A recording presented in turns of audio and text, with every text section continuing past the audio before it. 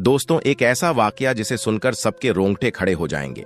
एक गांव में एक बेवा गरीब माँ की 4 बेटियां बिन शादी के पेट से कैसे हो गईं? इस बच्चे के बाप कौन हैं? ये वाकया सारे गांव वालों को हिलाकर रख दिया। कैसे एक ही घर के 4 जवान बेटियां हामिला कैसे हो गईं? ये दिल दहला देने वाला वाकया जरूर सुने। वीडियो को एक लाइक, चैनल को सब्सक्राइब जरूर करें। दोस्तों, एक बेवा औरत थी जिसके साथ खूबसूरत बेटियां थीं। उसका बेटा कोई नहीं था और 7 ही बेटियां बहुत खूबसूरत थीं। इस बूढ़ी औरत की 7 बेटियां ही बहुत नेक थीं। इस औरत ने अपनी बेटियों को बहुत अच्छी तालीम दिलवाई थी। उनकी जिंदगी में कयामत तब आई जब उस बूढ़ी माँ की बड़ी 4 बेटियां हामिला हो गईं। और हैरत की बात तो ये थी कि इन 4 बेटियों को पता ही नहीं था कि उनके साथ ये गलत हरकत किसने की है। और जब इस कहानी का खुलासा होगा कि इन 4 लड़कियों को प्रेग्नेंट करने वाला कौन था, तो आपके पैरों में से जमीन खिसक जाएगी। कहानी कुछ यूं है कि एक बादशाह का दरबार लगा हुआ था और बादशाह अपने दरबार में बैठा सभी फरियादियों की फरियाद सुन रहा था।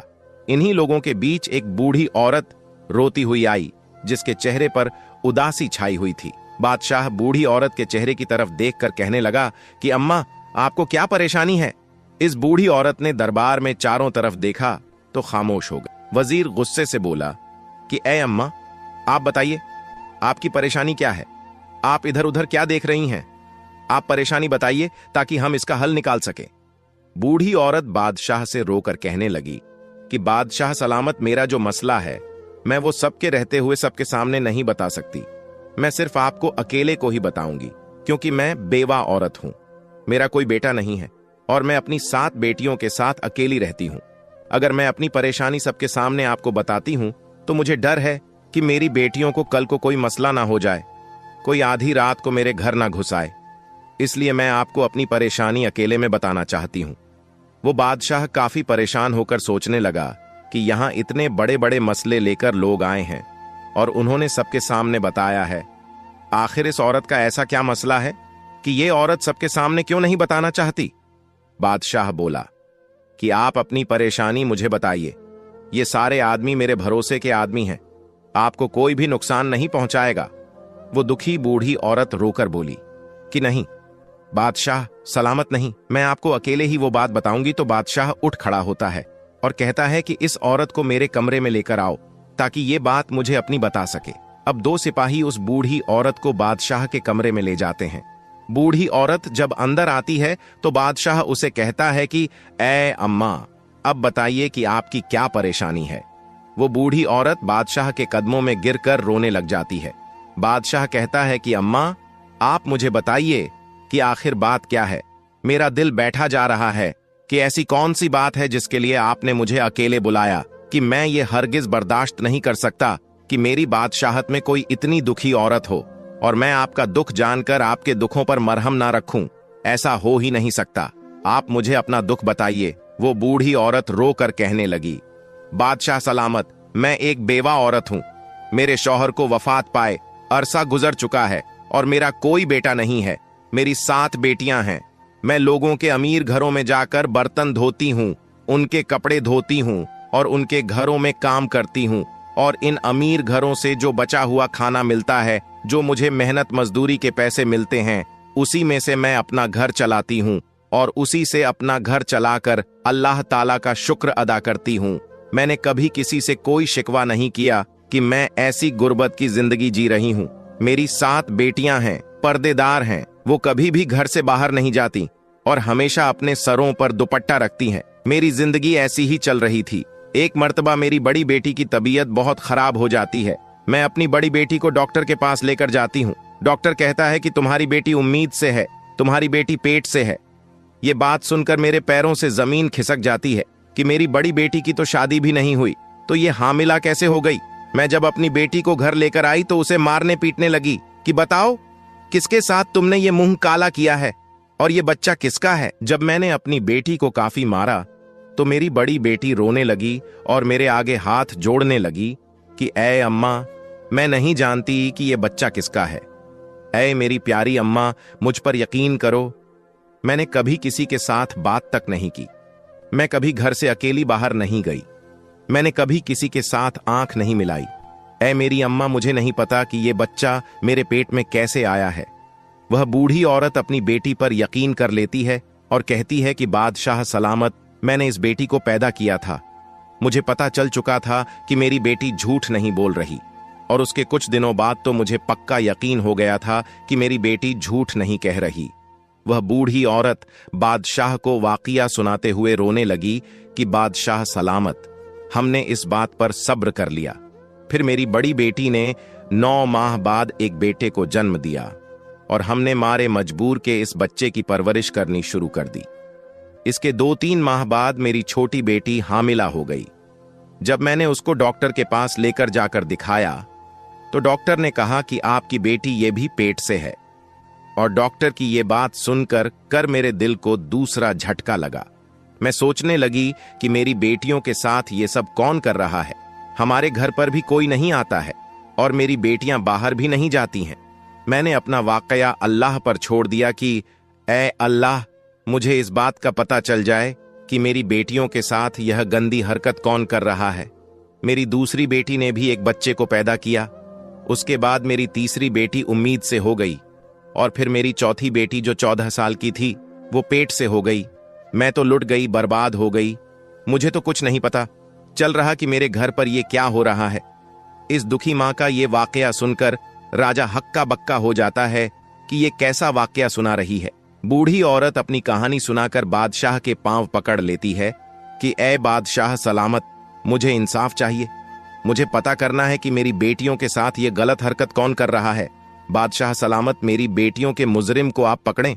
मैंने बहुत ढूंढने की कोशिश की, मुझे जरा पता नहीं चला कि वो इंसान कब आता है हमारे घर। उसने हमारी जिंदगी बर्बाद कर दी है। बादशाह सलामत पूरी कहानी सुनकर कहने लगा, ऐ अम्मा, तुम अब बोल रही हो तुम्हारी चौथी बेटी के साथ ऐ हरकत हुई है। तुम्हें तो तब आना चाहिए था जब तुम्हारी पहली बेटी के साथ गलत हरकत हुई थी। अगर तुम उस वक्त ये बात बताती तो तुम्हारी बाकी 3 बेटियों के साथ ये सब कुछ ना होता। मगर जब तुम जैसे गरीब लोग होते हैं, वह लोगों की बदनामियों से डरकर ये जहर पी लेते हैं और फिर वही जहर तुम्हारे अंदर काटता रहता है। तुम्हें जब बात तुम्हारी बर्दाश्त से बाहर हो जाती है, फिर तुम लोग आकर बताते हो कि ये मसला हो गया है। और अम्मा, तुम भी उन लोगों में से हो जो अब आई हो। वो बूढ़ी औरत अपनी गलती तस्लीम करती है कि मुझे पहले आना चाहिए था, लेकिन अब मैं आ चुकी हूं। जो कुछ हो गया सो हो गया, लेकिन अब मेरी बेटियों के मुजरिम का पता लगना चाहिए कि वो कौन है। बादशाह सलामत बहुत ही नेक दिल मेहरबान थे। कहने लगे कि अम्मा, अब तुम घर जाओ। अब ये परेशानी तुम्हारी नहीं है, अब ये परेशानी मेरी है और मुझसे बर्दाश्त नहीं होता कि मेरी सल्तनत में कोई औरत इतनी दुखी हो। कोई दरिंदा गरीब औरत पर जुल्म कर रहा है और मैं चैन की नींद सो लूं। मेरे बादशाह होने पर लानत है, इसलिए आप अपने घर जाइए। अब ये परेशानी मेरी है। वो बूढ़ी औरत वहां से खामोशी से अपनी चादर लपेटे हुए वहां से बाहर आ गई और अपने घर चली गई। अब बादशाह सलामत वहां से निकलकर वापस आकर बैठ गए और बाकी तमाम लोगों के मसाइल सुनने लगे। लेकिन बादशाह का ध्यान उसी औरत की तरफ था कि इस औरत को इंसाफ मिलना चाहिए। बादशाह लोगों के मसाइल सुनकर जब फ्री होता है तो वह अपने कमरे में वजीर को बुलाता है। वजीर जब बादशाह के चेहरे पर आई परेशानी देखता है तो वह पूछता है, कैसी कौन सी बात बताकर गई है वो बूढ़ी औरत जिसकी वजह से आप इतने परेशान हो गए हैं। बादशाह कहने लगा कि मेरी सल्तनत में ऐसे ऐसे लोग हैं जो इतना बड़ा गुनाह करते हैं और ये भी नहीं सोचते कि उनका गुनाह जब हमारे सामने खुल गया तो हम उसको सख्त सजा देंगे। वजीर भी परेशान होकर बोला कि बादशाह सलामत, बता दीजिए कि क्या मामला है। फिर बादशाह सलामत इस वजीर को सारा वाकया बता देता है और कहता है कि कोई दरिंदा है जो इस औरत के घर पर दीमक की तरह लग गया है और इस दरिंदे शख्स का इतना मन बढ़ चुका है कि वो इस बेवा औरत की 4 बेटियों को इस दरिंदे ने हामिला कर दिया है और इस बूढ़ी औरत की 3 बेटियों को बच्चे पैदा हो चुके हैं और छोटी बेटी इसकी हामिला है। इस बूढ़ी औरत की बाकी 3 बेटियों की इज्जत को भी खतरा है। हमें पता लगाना होगा कि इस बूढ़ी औरत के घर कौन आता है, किस वक्त आता है। इसके बाद बादशाह सलामत और वजीर सोचने लग जाते हैं कि इस बात का कैसे पता लगाया जाए। थोड़ी देर बाद वजीर कहता है कि ऐ बादशाह सलामत, मेरे मन में एक तरकीब आई है। बादशाह कहता है कि जल्दी बताओ कौन सी तरकीब है। वजीर कहता है कि ऐ बादशाह सलामत, दीवारों के भी कान होते हैं, इसीलिए मैं आपके कान में यह बात बताऊंगा तो वजीर बादशाह सलामत के कान में कुछ कह देता है, यानी कोई तरकीब बताता है जो बादशाह सलामत को भी पसंद आ जाती है। इसके बाद वो वजीर एक बकरी लेकर इस बूढ़ी औरत के घर पर चला जाता है। रात के तकरीबन 9 बज रहे होते हैं। वजीर इस बूढ़ी औरत के घर चला आता है। बूढ़ी औरत वजीर को देखकर कहती है कि ऐ वजीर, आप इस वक्त मेरे घर पर क्या कर रहे हैं? वजीर बोला कि जो परेशानी आप बादशाह सलामत को बताकर आई हैं, इस बात से बादशाह सलामत बहुत ही परेशान है। बूढ़ी औरत बोली कि आपके हाथ में ये जो बकरी है, आप इसका क्या करोगे? वजीर बोला कि आप मुझे अपने घर के अंदर आने दीजिए, इसके बाद मैं आपको बताऊंगा कि मैंने क्या करना है। अंदर आकर वजीर बूढ़ी औरत से कहने लगा कि आज हम इस बकरी का चारा बनाकर इस दरिंदे को खिलाएंगे। बस तुम लोग कुछ भी मत बोलना और चुप करके देखती रहना कि वो दरिंदा कैसे पकड़ा जाएगा। इसलिए आप तमाम लोग आराम से सो जाइएगा। अगर हमारा ये काम कामयाब हो गया तो पता चल जाएगा कि वह दरिंदा कौन है। इसके बाद वजीर इस बकरी को लेकर घर की छत पर चला जाता है और घर की छत पर इस बकरी को बांध देता है और फिर चुपके से इस घर से बाहर चला जाता है। और वजीर जाते हुए इस बूढ़ी औरत और इसकी बेटियों से कहता है कि आप लोग आराम से सो जाइएगा, ये मत सोचिए कि आप लोगों को किसी तरह का कोई नुकसान पहुंचेगा। और वजीर 2 सिपाहियों को बोल देता है कि इस बूढ़ी औरत के घर के आसपास पहरा लगाओ। वजीर बूढ़ी औरत और उन लड़कियों को तमाम बात समझा देता है कि तुम्हारे घर में ऐसी कोई भी आवाज नहीं आनी चाहिए जिससे पता चल जाए कि हमने जाल बिछाया हुआ है। उसके बाद वजीर बादशाह के पास महल में चला जाता है। बादशाह उसी बात को लेकर काफी परेशान होता है। बादशाह वजीर से कहता है कि ऐ वजीर, तुमने इस बकरी को वैसे ही पहुंचा दिया है जैसे हम चाहते थे। तो वजीर बोला कि जी बादशाह सलामत, मैंने इस बकरी को वहीं पर बांध दिया है और अपने मकसद के मुताबिक मैं सारा काम कराया हूं। वजीर कहने लगा कि ऐ बादशाह सलामत, अब आप भी सो जाइए। बादशाह कहने लगा कि मैं कैसे सो सकता हूं, वो मजलूम औरतें हैं, उन पर जुल्म हो रहा है। मुझे ऐसे में नींद नहीं आएगी जब तक मैं इस जालिम शख्स को पकड़ के उसको सजा ना दे दूं। बहरहाल जब आधी रात का वक्त आता है तो उस बूढ़ी औरत के घर के आसपास एक साया सा लहराता है। वो शख्स घर की छत पर आता है और छत में से वह सहन में आ जाता है।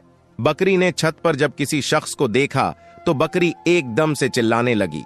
उस वक्त आधी रात का वक्त हो चुका था, हर तरफ सन्नाटा छाया हुआ था और आधी रात को बकरी की आवाज दूर दूर तक गूंज रही थी। जो सिपाही छुपकर पहरा दे रहे थे, उन लोगों को जब बकरी की आवाज सुनाई दी तो उन लोगों को पता चल गया कि घर में कोई दाखिल हो चुका है और मकसद यही था कि इस बकरी को छत पर बांधने का कि इस घर में जो कोई शख्स भी आएगा, बकरी उसको देखेगी और बोलने लगेंगी। बकरी की आवाज सुनकर सिपाही चौकन्ना हो जाएंगे। जब वो शख्स घर के कमरे में आया तो सिपाहियों को भी पता चल गया बकरी के बोलने से, और बाकी इन बुढ़िया औरत और उसकी बेटियों को भी पता चल गया कि बकरी बोल रही है। इसका मतलब है कि घर में कोई घुस आया है। वह भी चौकन्ने हो जाती है। बकरी की आवाज सुनकर सिपाहियों को भी पता चल जाता है और सिपाही घर के अंदर दाखिल हो जाते हैं। जब आने वाले शख्स ने घर में सबको जागते हुए देखा तो वो पीछे की तरफ भागने लग जाता है और पीछे से वो 2 सिपाही आकर उस आदमी को पकड़ लेते हैं। इस आदमी ने अपने चेहरे पर काला कपड़ा लपेटा हुआ था ताकि इस आदमी को कोई पहचान ना सके। जब इन सिपाहियों ने इस आदमी के चेहरे से कपड़ा हटाया तो वो बूढ़ी औरत और उसकी बेटियां हैरान हो गईं। बेटियों को लेकर आखिरकार सुबह हो गई। बादशाह का दरबार लगा हुआ था और वह आदमी घुटने टेक कर बादशाह के सामने बैठा हुआ था। इस आदमी के हाथों को हथकड़ियां लगी हुई थी। इस वक्त इस आदमी का चेहरा ढांपा हुआ वह बूढ़ी औरत और उसकी बाकी 7 बेटियां भी जाती हैं। बादशाह सलामत बाकी तमाम लोगों को बाहर भेज देते हैं। अब सिर्फ वो मुजरिम बादशाह सलामत और वजीर और बूढ़ी औरत और उसकी 7 बेटी वहां पर मौजूद थी। बादशाह सलामत उस शख्स से कहने लगा कि क्यों भाई, अब इतना तो बता दे कि तुझे मेरा खौफ नहीं रहा कि जब ये तुम्हारा मुजरिम पकड़ा जाएगा तो तुम्हारी सजा मौत से कम नहीं होगी। बादशाह सलामत इन सिपाहियों से कहता है कि इस आदमी के चेहरे से नकाब हटाया जाए ताकि मैं भी तो देखूं कि मेरी सल्तनत में इतनी हिम्मत किसकी हो गई है जो इस मजबूर बूढ़ी औरत की 4 बेटियों को हामिला कर दे। जब इसके चेहरे से नकाब हटता है तो वो बूढ़ी औरत करीब आकर उसके मुंह पर थूक है और कहती है कि ऐ दरिंदे इंसान, तुझे शर्म नहीं आई? मेरी बेटियां तेरी बेटियों के जैसी हैं, ये तेरी सगी भतीजी है। इनके साथ तुमने ऐसी गंदी हरकतें की है। जो चाचा होता है वह बाप के सामान होता है। तुझे शर्म नहीं आई अपनी सगी भतीजियों के साथ ऐसा करते हुए? भतीजी क्या बेटी क्या, ये तूने क्या जुर्म कर दिया है? बूढ़ी औरत अपने देवर के चेहरे पर थप्पड़ मारती है और बादशाह गुस्से से कहता है कि अगर कोई गैर होता तो हम समझते, तुम सगे चाचा हो, बाप की तरह हो। तुम्हें शर्म नहीं आई? तुम्हें गैरत नहीं आई? अरे चाचा क्या बाप, क्या उनके बाप इस दुनिया में नहीं थे? और चाचा की जिम्मेदारी थी कि अपनी भतीजियों का ख्याल करता, उनके रिश्तों की फिक्र करता, और तुम चाचा ही डाकू बने रहे। इसके बाद भी वह शख्स कहने लगा कि ए बादशाह सलामत, मैं इन लड़कियों का चचा हूं, यह हमारे घर का मामला है, आप हमारे घर के मामले से दूर रहें। बादशाह सलामत अपनी तलवार निकालकर उसके सर के ऊपर रख देता है और कहता है कि सच सच बताओ, तुमने ऐसा क्यों किया? तब उस शख्स के चेहरे पर खौफ आता है और वो बताता है कि ए बादशाह, हम 2 भाई थे। मेरा भाई मुझसे बड़ा था, मेरे भाई की तो शादी हो गई, उस वक्त मेरी शादी नहीं हुई थी। मेरा बड़ा भाई मुझसे बहुत मोहब्बत करता था, मेरी बहुत फिक्र करता था, क्योंकि मैं उसका छोटा भाई था। लेकिन जब मेरे बड़े भाई की शादी हुई, उसकी बेटियां हुई, उसके सर पर तमाम जिम्मेदारी आ पड़ी, तो मेरे भाई का ध्यान मुझ में से कम हो गया और अपने घर वालों पर ज्यादा हो गया। और तब मेरे भाई का ध्यान मुझ में से हटने लगा और अब वह सारा ध्यान अपनी बीवी और बेटियों पर देता था। मेरे दिल में मेरे भाई के लिए नफरत पैदा होती गई कि मेरा भाई ऐसा क्यों करता है, और भाई से नफरत करने के नतीजे में मैं अपनी भाभी और भतीजी से भी नफरत करने लगा। इसके बाद मेरा भाई वफात पा गया। जब मेरे बड़े भाई की बेटी बड़ी जवान हुई तो वह बहुत ही खूबसूरत थी। मेरा दिल इस पर आने लगा। मेरी नीयत जब खराब होने लगी तो मैंने अपनी भाभी से कहा कि आप अपनी बड़ी बेटी की शादी कर दें, लेकिन भाभी ने मेरी बात ना सुनी। मेरी भतीजी जवान थी, उनकी शादियां नहीं हो रही थी, खूबसूरत भी थी। जब मैं अपनी भतीजियों को देखता था तो मेरे दिल में गंदगी पैदा हो जाती थी। मेरा दिल मुझे मजबूर करता था कि मेरी खूबसूरत भतीजी है, ये बाहर जाएंगी, इनकी शादियां होंगी, तो मैं खुद ही उनके साथ ये गलत हरकत कर लूं। इसके बाद मेरे दिल में शैतान पैदा हो गया। मैं एक हकीम के पास गया और उसे कहा कि मुझे कोई ऐसी जड़ी बूटियां दो जिससे सूंघने के बाद तमाम लोग सो जाएं और सो जाने के बाद कोई भी हरकत ना कर सके। बस इसी तरह ही तब से ही मैं वो जड़ी बूटियां लेकर घर की छत की तरफ से सहन में आ जाता और भाभी भी और उसकी बेटियों को वो जड़ी बूटियां सूंघा देता। उनको सूंघने से वो 4-5 घंटों के लिए बेहोश हो जाती थी और जिसके साथ मैंने बदकारी करनी होती थी उसके साथ बदकारी कर लेता था और फिर उसको इसी हाँ में छोड़ देता था, जैसे उसको पता ही ना चले। उसको वैसे कपड़े पहना देता और फिर मैं घर वापस आ जाता। और जब मेरी भतीजी सुबह उठती थी तो उनको मालूम भी नहीं होता था कि उनके साथ क्या हुआ है। और यही काम मैं कई सालों से कर रहा था। लेकिन अगर मैं इस वक्त छत पर बकरी को देखकर समझ जाता कि ये बकरी मुझे चारा बनाने के लिए बांधी गई है तो मैं वापस चला जाता। मैंने सोचा कि मेरी भाभी ने दूध लेने के लिए ये बकरी खरीदी है और छत पर बांध रखी है। मैंने इस वक्त बकरी की तरफ ध्यान ही नहीं दिया, मेरा ध्यान तो बदकारी की तरफ था। इसके बाद जब वह शख्स अपना सारा गुनाह मान लेता है, अपना जुर्म तस्लीम कर लेता है, तो बादशाह सलामत वजीर को इशारा करता है।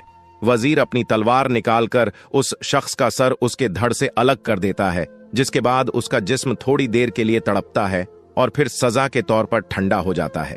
इस तरह दरिंदे शख्स को इस जालिम चाचा को सजा मिल जाती है। फिर बादशाह सलामत इस बूढ़ी औरत की तरफ देखकर कहता है कि ए अम्मा, अगर आप मुझे बता देती तो आपकी बाकी 3 बेटियों को यह दुख ना झेलना पड़ता। लेकिन मेरा आपसे वादा है कि आपकी इन 4 बेटियों को वो खुशियां मैं दिलवा हंगा जिनकी यह हकदार है। फिर बादशाह सलामत अपने सिपाहियों में से 4 सिपाही जो बहुत ही समझदार सुलझे हुए होते हैं, उन 4 सिपाहियों से इन 4 लड़कियों की शादी करवा देता है और बहुत सारा माल और दौलत पैसा भी साथ देता है। इसके बाद वो बूढ़ी औरत रोकर बादशाह का शुक्रिया अदा करती है